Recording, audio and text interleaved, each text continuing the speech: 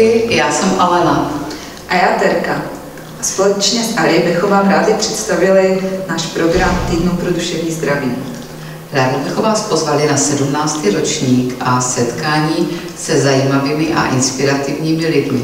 A Terko, co nás čeká v září? První beseda by mohla oslovit ty z vás, kdo máte přímou zkušenost s duševním onemocněním či s psychickými problémy, nebo se s nimi potýkáte u vám blízké osoby, které třeba pomáháte a nevíte si úplně rady, nebo se cítíte už unavení a potřebovali byste slyšet, že je to v pořádku, že nejste sami, změna je možná a naděje na lepší zítřky existuje.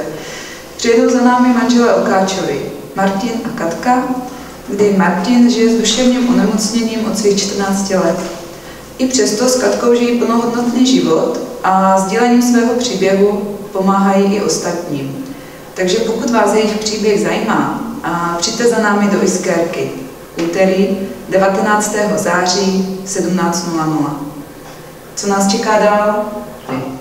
Tak v září v úterý 26. v 17 hodin nás tady v Iskérce čeká setkání s druhým zajímavým člověkem a je jím farmaceut Jiří Malina, provozovatel a vedoucí lékárník Rožnovské lékárny Rubus.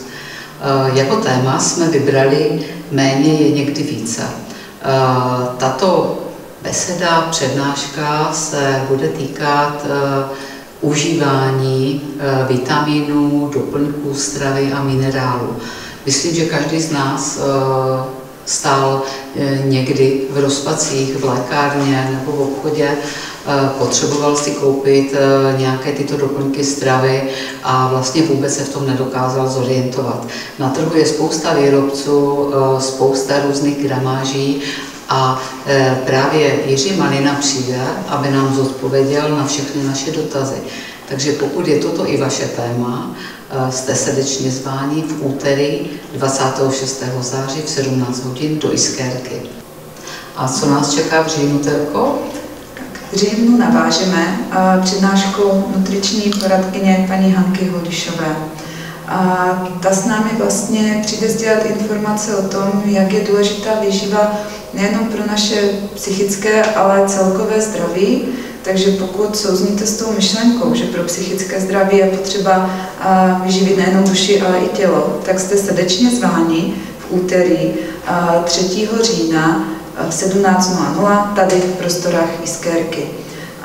Paní Hanka, která vlastně působila v několika zdravotnických zařízení, mimo jiné v pacientské organizaci Debra, přenášela na Ostravské univerzitě a nyní se věnuje vlastní nutriční poradně, je připravena sdílet rady, tipy, triky, jak správnou výživou podpořit své celkové zdraví. A čím to všechno završíme, Ari? Završíme to v úterý 10. října v 17 hodin v Iskérce a na tento den také připadá Světový den duševního zdraví. Naším posledním hostem letošních týdnů pro duševní zdraví bude psycholog a psychoterapeut David Teichmann. David Teichmann pracoval v rodinných poradnách, v náhradní rodinné péči, ale také ve zdravotnictví a v současné době má svoji individuální praxi. Věnuje se jak párové, rodinné, ale také individuální psychoterapii. A naším tématem je pomáhám, ale také potřebuji pomoc. Někdy se ptáme, jak zvládat život s člověkem, který je nemocný, o kterého je potřeba starat, o kterého se musíme starat, zároveň musíme chodit do práce a plnit si naše závazky. A vnímáme, že zapomínáme sami na sebe. Takže pan psycholog je připraven se s námi pobavit o tomto tématu a vlastně sdílet svoje zkušenosti, jak zároveň blízkého podpořit, ale zároveň nezapomínat sám na sebe bez výčitek.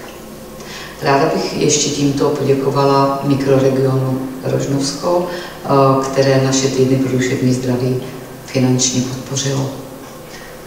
Na závěr bychom tady s Ali ještě rádi předali poselství našeho kolegy Martina, který u nás pracuje jako peer pracovník, to znamená člověk, který má vlastní zkušenost s duševním onemocněním a Martin má krásný dar slova a pomocí něj tedy sepsal, co je pro něj jako pro člověka s duševním onemocněním důležité od nás ostatních.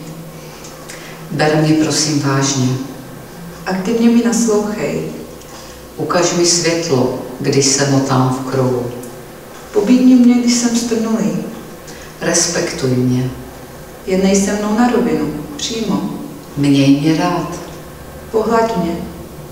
Buď ke mně laskavý, ale pevný v jednání. Počkej na mě, když nemůžu. Podej mi ruku, když jsem na tom špatně. Potřebuji být v životě platný. Potřebuji být pro někoho důležitý. Potřebuji cítit podporu. Potřebuji vidět hranice svých možností. A to je, přátelé, pro dnešek z Iskérky všechno. Loučí se Alča a Terka.